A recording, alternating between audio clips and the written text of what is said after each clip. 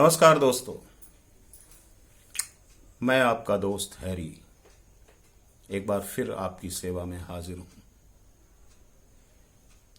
मेरी कोशिश यही रहती है कि आप लोगों को मैं कुछ ऐसा दे सकूं जो आपको और कहीं से शायद ना मिलता हो।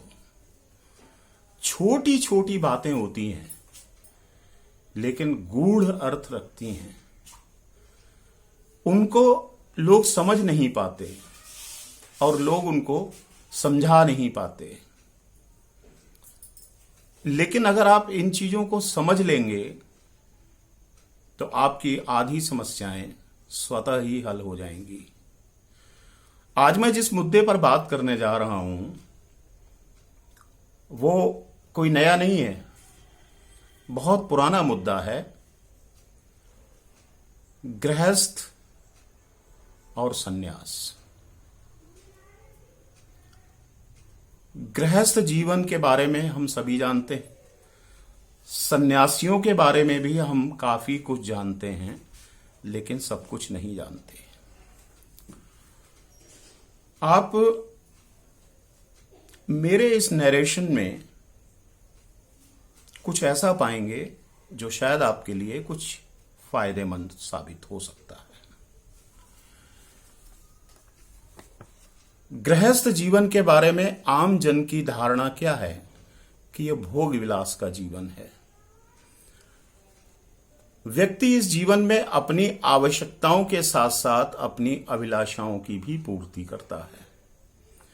भौतिक सुख सुविधाओं के साधन जुटाकर जीवन व्यतीत करता है। गृहस्थ जीवन में आनंद ही आनंद है, ऐसा माना जाता है। माता पिता, भाई बहन, मित्रों और सगे संबंधियों, पत्नी और बच्चों के साथ समय व्यतीत करते हुए सुखद अनुभव करता है। लेकिन इस आनंद के साथ बहुत सारी जिम्मेदारियां भी आती हैं, जिनमें प्रमुख रूप से स्वयं पर आश्रित लोगों के भरण पोषण की व्यवस्था करना है। सभी को स्वस्थ और सुखी रखने के लिए उपाय करने होते हैं। घर, परिवार और समाज की कुछ और भी जिम्मेदारियां उठानी पड़ती हैं। इनमें किसी में भी कोताही बरतने का परिणाम बहुत दुखद होता है। परिवार के हर सदस्य की भिन्न भिन्न आवश्यकताओं को पूरा करना काफी चुनौती भरा होता है। ये इतना आसान नहीं कि आपने एक चुटकी बजाई और सबकी समस्याएं हल हो गईं। बच्चों की शिक्षा, पढ़ाना लिखाना, उसके बाद उनको उचित व्यवसाय दिलाना, उन्हें नौकरी दिलाना, आज के समय में ये बहुत बड़ा चुनौतीपूर्ण कार्य है। ये सभी हमारी जिम्मेदारियों का हिस्सा होता है, यानी एक गृहस्थ की जिम्मेदारियों का हिस्सा होता है। एक गृहस्थ का जीवन कभी कभी अत्यधिक तनावपूर्ण भी होता है, तब जब उसकी परिस्थितियां उसके नियंत्रण में ना हों। इसके बाद अब हम सन्यास की अगर हम बात करें तो वो बिल्कुल ठीक इसके उलट होता है। सन्यास जीवन के पक्षकारों को गृहस्थ जीवन समय को बर्बाद करने जैसा होता है। उन्हें सन्यासी जीवन के अनगिनत लाभ नजर आते हैं। वे अपनी समस्त पारिवारिक और सामाजिक जिम्मेदारियों से मुक्त रहकर दूसरों पर आश्रित रहकर अपना जीवन यापन करते हैं। समाज ही उनकी मूल आवश्यकताओं की पूर्ति करता है, जिसके बदले उनसे समाज को उचित दिशा देने की अपेक्षा की जाती है। एक स्वाभाविक प्रश्न उठता है, क्या तथाकथित सन्यासी इस उद्देश्य की पूर्ति करते हैं? क्या हमारे समाज में घूमने वाले सन्यासी इस योग्य हैं कि वो समाज का मार्गदर्शन कर सकें? क्या उनकी कोई योग्यता निर्धारित की जाती है? क्या मात्र आध्यात्म का पाठ पढ़ाना प्रवचन करना, उपदेश देना, यही समाज को दिशा देना है? क्या महज भजन कीर्तन, मंदिरों में पूजा आरती ही सन्यासियों के प्रमुख कर्म हैं? या फिर शरीर पर राख मलकर अलाव के किनारे बैठे रहना, हुक्का, अन्य मादक पदार्थों का सेवन करना, यही उनके जीवन का उद्देश्य है? भिक्षा मांगकर पेट भरना भी सन्यासियों का मुख्य काम है, और वो अपने समय का एक बहुत बड़ा हिस्सा अपने भरण पोषण के लिए ही खर्च करते हैं। अधिकांश सन्यासी इन्हीं कामों में व्यस्त रहते हैं। वो मुश्किल से ही किसी सामाजिक बुराई के खिलाफ आवाज उठाते हैं। क्या आपने कभी सन्यासियों को शराब मुक्ति, मादक पदार्थों के सेवन के विरुद्ध कोई अभियान, कोई अनशन, कोई धरना, कोई प्रदर्शन करते हुए कभी सुना है? बलात्कार, चोरी, डकैती जैसी सामाजिक बुराइयों के खिलाफ कुछ कहते या कुछ करते हुए कभी सुना या देखा है? दरअसल ये सब इनके एजेंडा में होता ही नहीं है। इसे तो ये समाज पर ही छोड़ देते हैं कि इससे इनको क्या लेना देना। वो तो सन्यासी हैं, उन्होंने तो घर परिवार समाज को त्याग दिया है। कोई भी स्वयंभू सन्यासी बनकर निकल पड़ता है, और अशिक्षित या अल्प शिक्षित, कभी कभी तो शिक्षित लोग भी इन्हें अपना आदर्श बनाते हैं। ये बड़े अफसोस की बात है कि अपना आदर्श मानने वाले की हम कोई जांच पड़ताल कभी नहीं करते। वो कितना पढ़ा लिखा है, उसकी शिक्षा क्या है, उसका सामाजिक बैकग्राउंड क्या है, वो किस स्थिति से आता है, उसने क्या किया, क्या नहीं किया। बिना ये सब जाने कि वो इसके योग्य है या नहीं, लोग उसको अपना गुरु, अपना मार्गदर्शक, अपना मेंटर, अपना गार्जियन और भी पता नहीं क्या क्या बना लेते हैं। दोस्तों, ये बड़ा दुखद है कि एक इतनी जिम्मेदारी वाले पद को हम किसी को भी यूं ही सौंप देते हैं कि हाँ जी गुरु जी, आप तो हमारे गुरु बनने योग्य हैं। क्या कभी आपने गुरु के क्रेडेंशियल चेक किए? एक मामूली सी नौकरी के लिए जाने वाले अभ्यर्थी की इतनी जांच पड़ताल की जाती है कि शायद उसकी उतनी जरूरत भी ना हो, फिर भी, और हम इतने बड़े पद पर किसी को भी यूं ही बिठा लेते हैं। दोस्तों, दिस इज पैथेटिक, रिडिकुलस अंग्रेजी में अगर कहूं तो। आज हमारे समाज में ऐसे स्वयंभू बाबाओं, स्वामियों, आध्यात्मिक गुरुओं, प्रवचनकर्ताओं, धूर्त लोगों की बाढ़ सी आ गई है। हर गली मोहल्ले में कोई ना कोई गुरु बना बैठा है जो आपको मुक्ति का मार्ग दिखाने को तैयार है। आपके हर मर्ज की दवा भी उसके पास है, और लोग खुशी खुशी उससे अपने मर्ज की दवा लेते हैं। ऐसा नहीं है कि ये सारे लोग अनपढ़ और जाहिल, गंवार और मूर्ख होते हैं। इनमें बहुत सारे पढ़े लिखे, शिक्षित कहे जाने वाले लोग भी होते हैं। कोई हिमालय से आने की बात करता है, कोई दसियों साल से तपस्या करने के बाद समाज को सुधारने के लिए प्रकट हो जाता है। भाई, क्या जरूरत है? तुम तपस्या करो, समाज सुधारने का काम तुमने क्यों पकड़ा? अगर समाज को सुधारना ही था तो समाज में रह के सुधारते।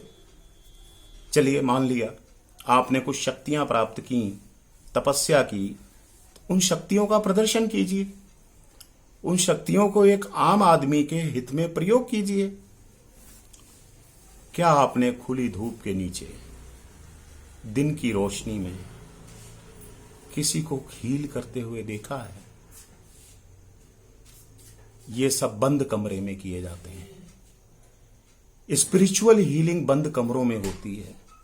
सूरज की रोशनी में खुले आसमान के नीचे कभी नहीं देखी गई। क्यों? अगर आपके अंदर इतनी सच्चाई है, आप इतने ही शक्ति संपन्न हैं, तो आप अपनी शक्ति का प्रदर्शन खुलेआम क्यों नहीं करते? बंद कमरों में बैठकर क्यों शक्ति प्रदर्शन करते हैं? इस सन्यास जीवन के पक्षकारों से मैं एक ही बात कहना चाहता हूं कि ये सब सुविधा जीवन जीने का बहाना है, जहां ना आपको श्रम करना है, ना आजीविका कमानी है, ना ही घर परिवार और समाज के दायित्वों का निर्वहन करना है। ऐसे लोगों को आज तक एक भी व्यक्ति ऐसा नहीं दिखा जिसने पूर्णकालिक संन्यास लेने के बाद कोई आध्यात्मिक ऊंचाई हासिल की हो। दावे प्रतिदावे तो बहुत हैं, बट हकीकत में वो हैं या नहीं, ये भी तो जानना जरूरी है। धूप अगरबत्ती जलाने के अलावा और कोई सार्थक काम किया हो, इनमें से बहुतों को अपनी इंद्रियों पर नियंत्रण ही नहीं होता। वो सारे कुकृत्य करते हैं जो एक आम सामाजिक प्राणी, आम सामाजिक जन करता है। आए दिन ये पकड़े भी जाते हैं, इनके खिलाफ मुकदमे भी होते हैं, केस भी दर्ज होते हैं, लेकिन फाइनली होता कुछ नहीं। ये मूर्ख और जाहिल लोगों के द्वारा पैदा किए गए स्वयंभू स्वामी, बाबा, आध्यात्मिक गुरु होते हैं। सन्यास जीवन के बाद भी इन सन्यासियों को सभी भौतिक सुख सुविधाओं की आवश्यकता होती है। किसी भी सुविधा को ये छोड़ना नहीं चाहते। ना अच्छा खाना, ना अच्छा जीवन स्तर, ना अच्छा रहन सहन, ना भोग विलास। इनको हर वो लग्जरी चाहिए जो जितना बड़ा बाबा उसके पास उतनी बड़ी लग्जरी। महंगी कारें, महंगे बंगले, महंगे आश्रम, ये सब क्या है? वो अपने मूढ़ भक्तों के खर्चे पर ये सब प्राप्त करते हैं। अपने कर्तव्यों से भागना संन्यास लेने का एक मुख्य कारण तो हो सकता है, क्योंकि कर्तव्य निभाने में श्रम करना पड़ता है। और जो कामचोर प्रवृत्ति के लोग होते हैं वो हमेशा इससे बचते हैं और एक ऐसा रास्ता ढूंढ लेते हैं जहां वो बड़े मजे से अपना जीवन यापन कर सकें। गृहस्थ जीवन न केवल भौतिक रूप से आपको भोग विलास की सुविधा देता है, अपितु आध्यात्मिक रूप से भी आपको कठिन से कठिन चुनौतियों का सामना करने का अवसर भी देता है। जीवन के हर रंग से आपका परिचय गृहस्थ जीवन में ही होता है। जहां सन्यास जीवन एक रस है, वहीं गृहस्थ जीवन में विविध रस है। ये हर प्रकार से आपको कंप्लीट, परिपूर्ण बनाता है। आपको शारीरिक और मानसिक रूप से सशक्त बनाता है। आपको जीवन की चुनौतियों से लड़ने के योग्य बनाता है। गृहस्थ जीवन में रहते हुए आपको कोई भी आध्यात्मिक उपलब्धि प्राप्त करने से नहीं रोक सकता। हमारे सभी ऋषि मुनि, हमारे देवता सभी गृहस्थ जीवन में रहे हैं। कोई भी ब्रह्मचारी नहीं रहा। एक और फैशन आजकल चल रहा है, काफी समय से, लोगों को ब्रह्मचर्य का उपदेश देना। यानी कि आप किसी के साथ सेक्स नहीं करेंगे, यौन संबंध नहीं बनाएंगे, विवाह नहीं करेंगे, ब्रह्मचर्य का पालन करेंगे। How stupid it is, how ridiculous. ये प्रकृति के सर्वथा विपरीत बात है। प्रकृति ने हमें इसलिए पैदा नहीं किया है कि हम यहां पर ब्रह्मचर्य का पालन करें। प्रकृति ने हमें यहां इसलिए पैदा किया है कि हम जीवन का हर रस का आनंद लें। हम हर वो अपनी अभिलाषा, चाहे वो भोग विलास की हो, सुख सुविधा की हो, वो सारी हम पूरी करें। तो ऐसे मूढ़ मनुष्य भी इस समाज में उपलब्ध हैं जो आपको अप्राकृतिक बातें करने के लिए बाध्य करते हैं या प्रेरित करते हैं, और काफी लोग उससे प्रेरित होते भी हैं। इंद्रियों पर संयम सीखने के लिए गृहस्थ जीवन से बेहतर कुछ नहीं है। अगर आप वास्तव में स्वयं का निर्माण करना चाहते हैं, हिंदू परंपरा में मनुष्य जीवन का वर्गीकरण वास्तव में एक प्रशंसनीय कार्य है, एक सराहनीय कार्य है। यह वर्गीकरण हमें हर उम्र के हर लिहाज से, हर हिसाब से हमें जीने की एक शिक्षा देता है। जिस प्रायोगिक दृष्टिकोण से यह किया गया है वो एक अत्यंत प्रशंसनीय कार्य है। हर एक कार्य के लिए एक आयु की अवधि तय की गई है, यानी कि आपने उम्र के किस हिस्से में क्या करना है, ताकि मनुष्य अपने जीवन में हर कार्य का अनुभव कर सके। वैसे भी हमारे जन्म लेने के पीछे भी यही उद्देश्य है कि हम हर जन्म में ब्रह्मांड की अलग अलग जगहों पर नए नए अनुभव प्राप्त करने जाएं। पृथ्वी हमारा एक अस्थाई घर है। यहां हम इसलिए आए हैं कि हम इस लोक में, इस पृथ्वी पर होने वाले क्रियाकलापों को देखकर अपना ज्ञान वर्धन करें, अपने आप को और समृद्ध करें, अपने अनुभव को समृद्ध करें। याद रखिए, आपको साधु, स्वामी, बाबा, सन्यासी या गुरु बनने की कोई जरूरत नहीं है। अगर आप एक सफल गृहस्थ बन गए तो आप इन सबसे ऊपर हैं। आपके जीवन का प्रभाव इस सबसे बहुत ऊपर होगा। अगर आप मनुष्य जीवन के मानकों पर सफल उतर गए तो यह आपकी एक बहुत बड़ी उपलब्धि मानी जाएगी। मुक्ति का मौका केवल सन्यासियों का एकाधिकार नहीं है। ये हर गृहस्थ अपनी गृहस्थी में अपने कर्तव्यों का निर्वहन करते हुए भी मुक्ति का अधिकार तो आता है और मुक्ति प्राप्त कर सकता है। मुक्ति कुछ नहीं है दोस्तों, इस शरीर से आत्मा का निष्कासन ही मुक्ति है, जिसे हमें कुछ करने की जरूरत नहीं है, क्योंकि समय आने पर हमारी आत्मा, जब भी हमारा शरीर जर्जर होता है, वो स्वयं ही इसे छोड़ देती है, इस शरीर से मुक्त हो जाती है। इसी को मुक्ति कहते हैं। इसके अलावा जितने भी मुक्ति के परिभाषाएं दी जाती हैं वो एक प्रपंच से ज्यादा कुछ नहीं है।